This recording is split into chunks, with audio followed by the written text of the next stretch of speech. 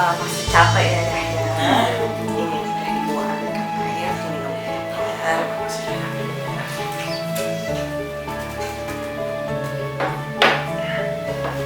Oh iya, ini ada sesuatu untuk ibu yang diterima. Semoga bisa membantu. Makasih ya. Ibu, Iya. bentar ya.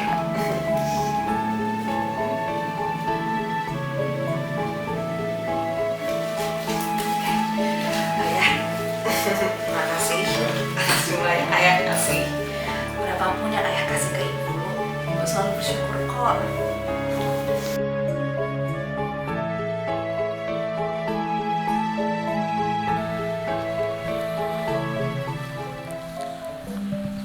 Assalamualaikum warahmatullahi wabarakatuh.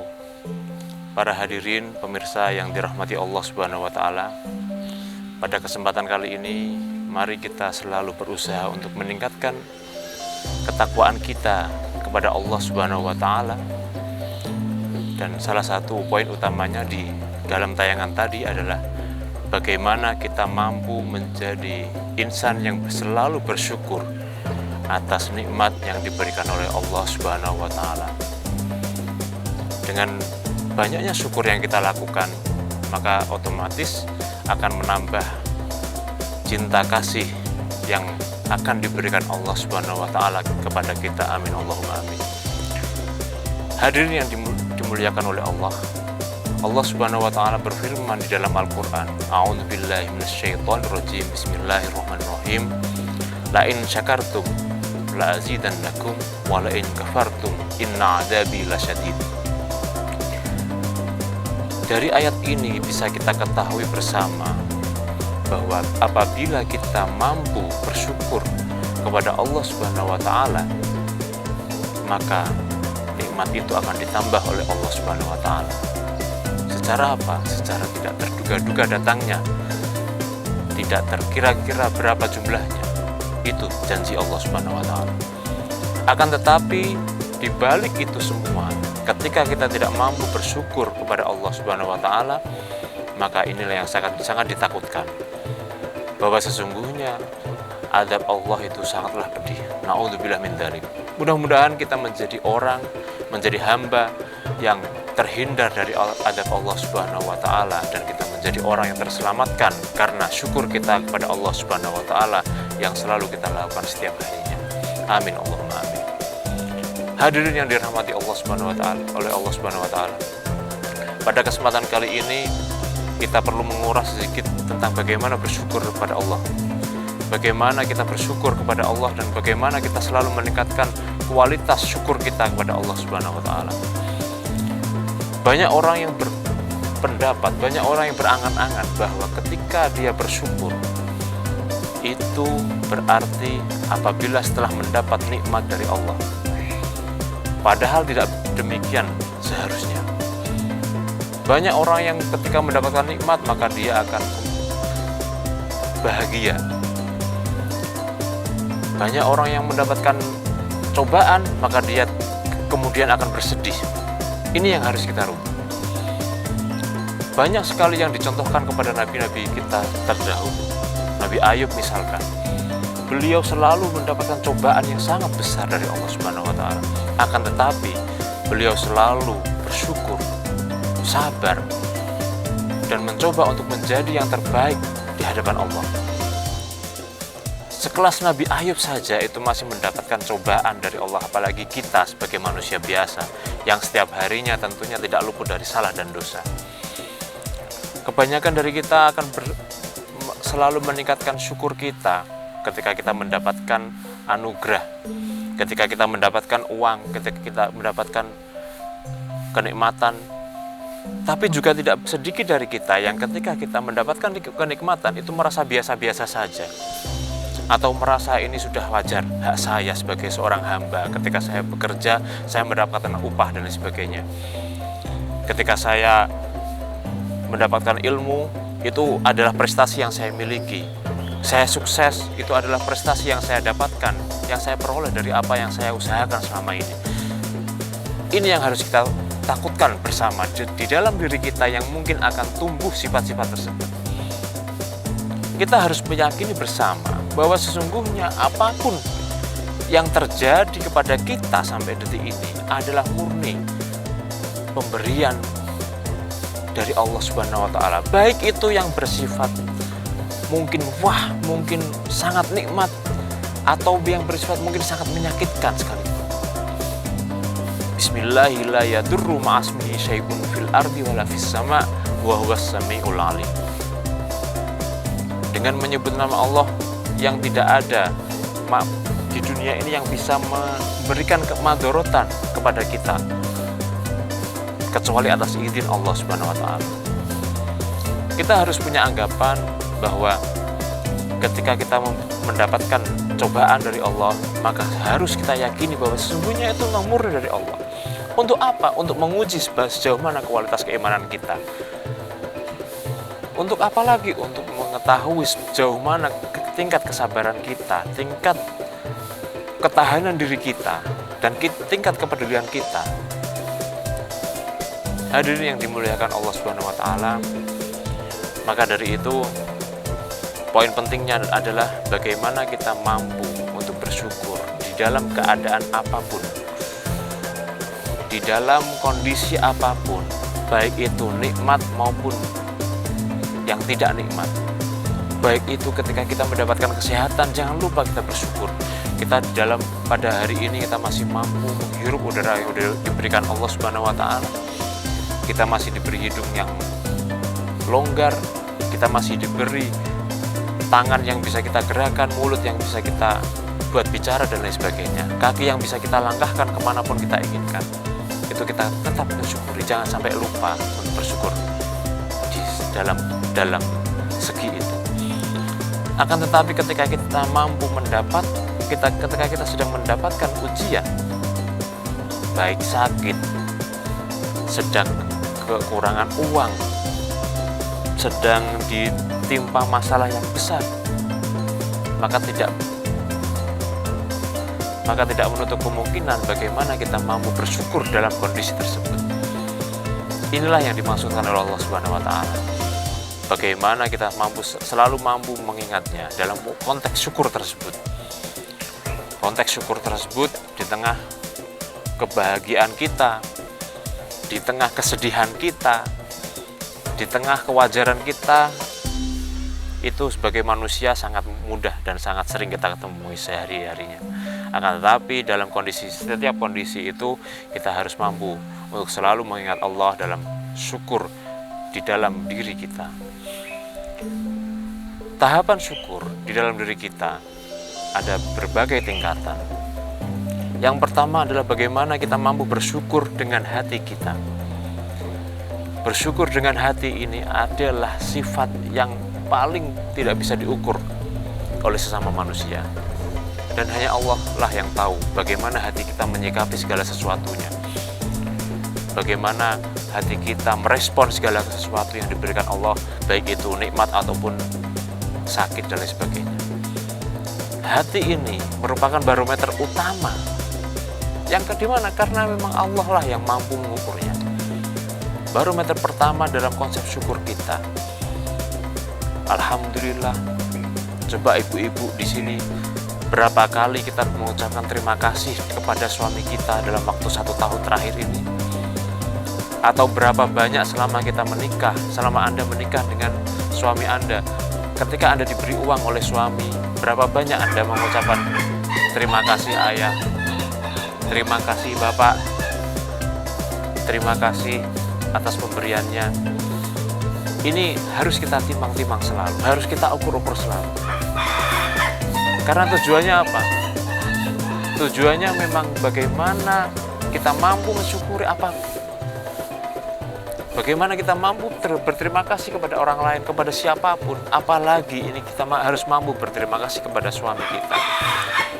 Di dalam tayangan tadi jelas bahwa bagaimana seorang istri harus mampu berterima kasih berapapun yang diberikan oleh suaminya.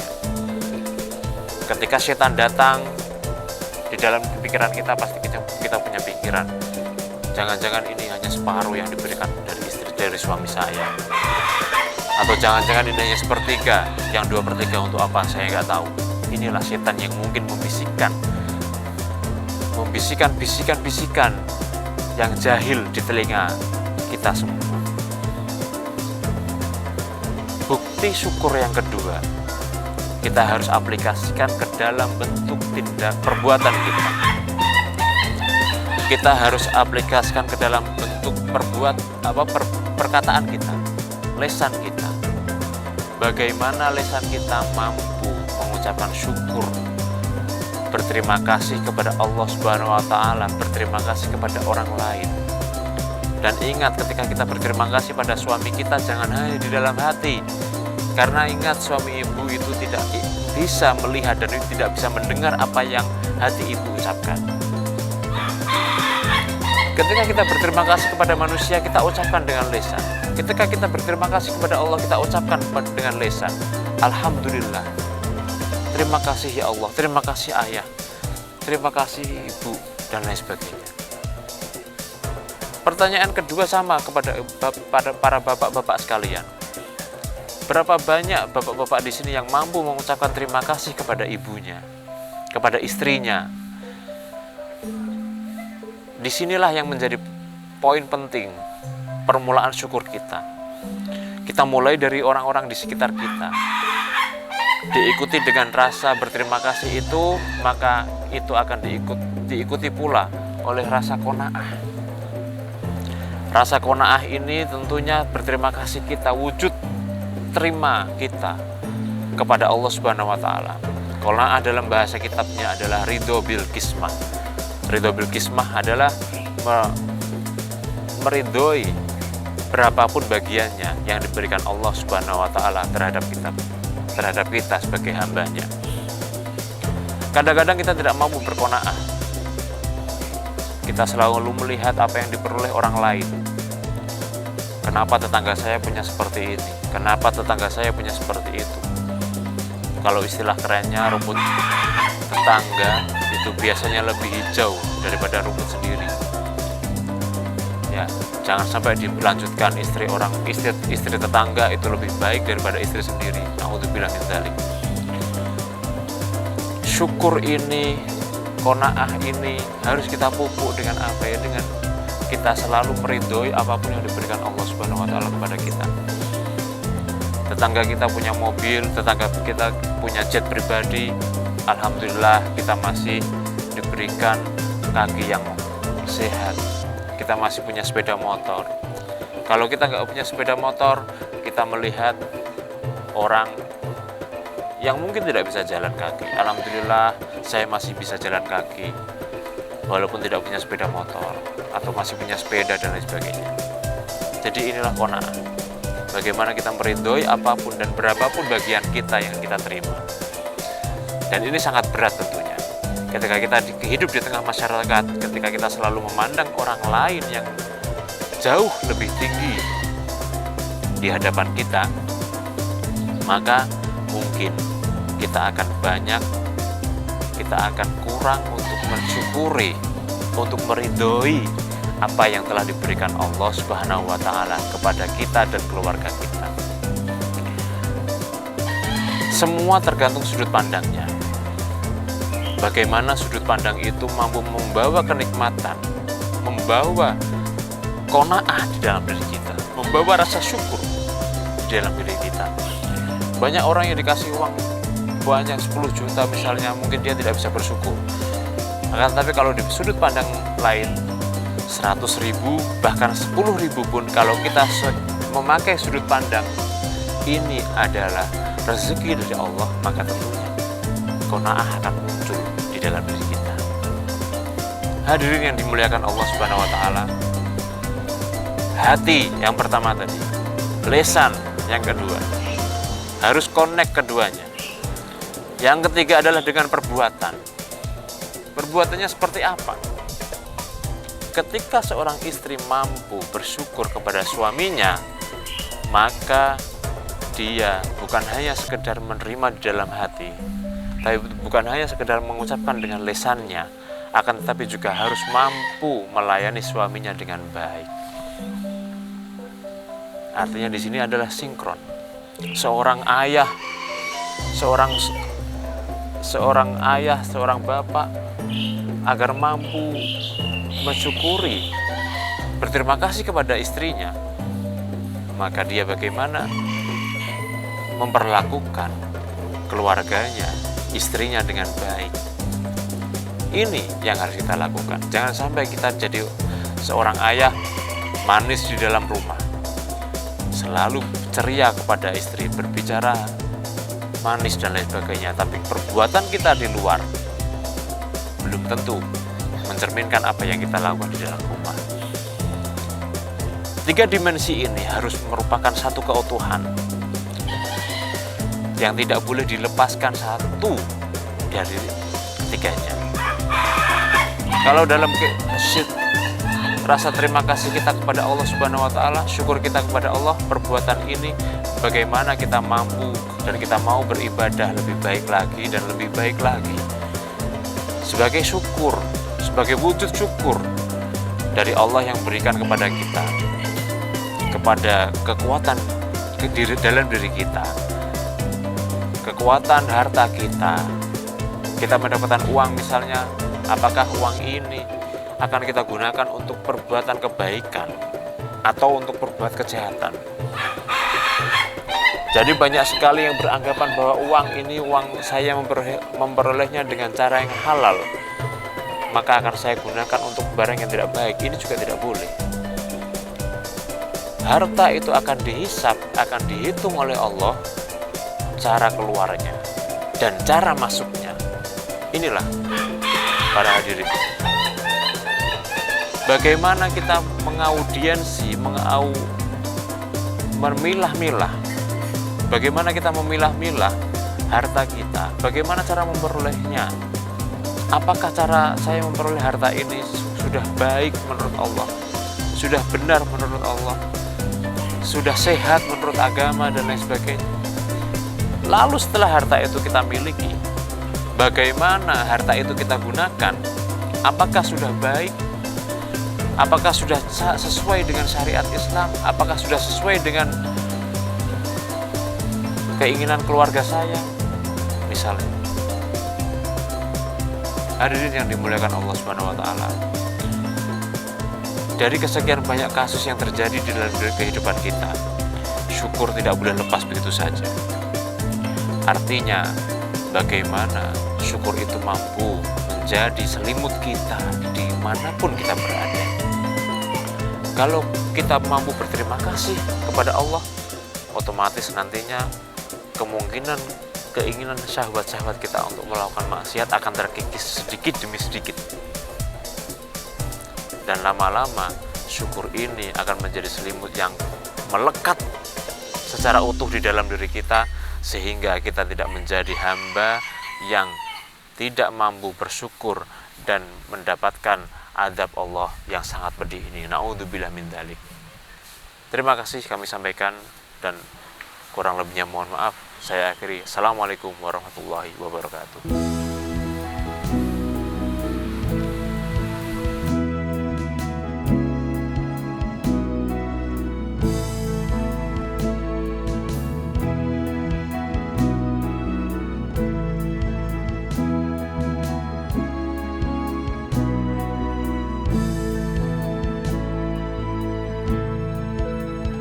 Bersujud kepada Allah, bersyukur sepanjang waktu, setiap nafasmu, seluruh hidupmu, semoga diberkahi Allah. Bersabar pada Allah, menjaga keikhlasannya. Semoga dirimu, semoga langkahmu diiringi oleh rahmatnya. Setiap nafasmu, seluruh hidupmu, semoga diberkahi Allah. Alhamdulillah, Syukurillah, bersyukur padamu ya Allah.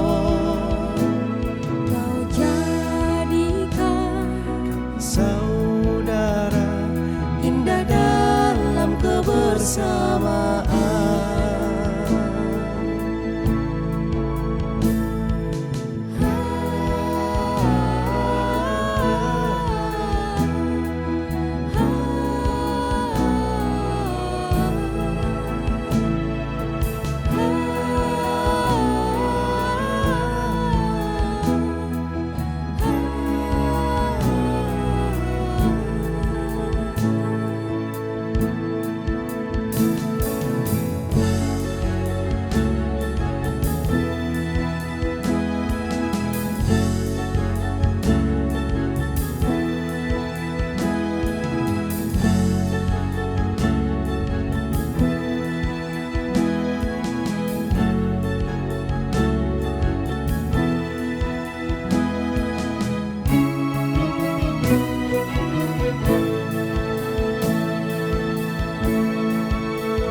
Bersujud kepada Allah, Bersyukur sepanjang waktu. setiap nafasmu, seluruh hidupmu, semoga diberkahi Allah. Semoga dirimu, semoga langkahmu diiringi oleh rahmatnya. Alhamdulillah, Wa syukurillah, bersyukur padamu ya Allah. Kau jadikan kami saudara, hilanglah semua perbedaan. Alhamdulillah, wa syukurillah, bersyukur padamu ya Allah. Kau jadikan kami saudara, hilanglah semua perbedaan. Alhamdulillah, wa syukurillah, bersyukur padamu ya Allah. Bersujud kepada Allah, bersyukur sepanjang waktu.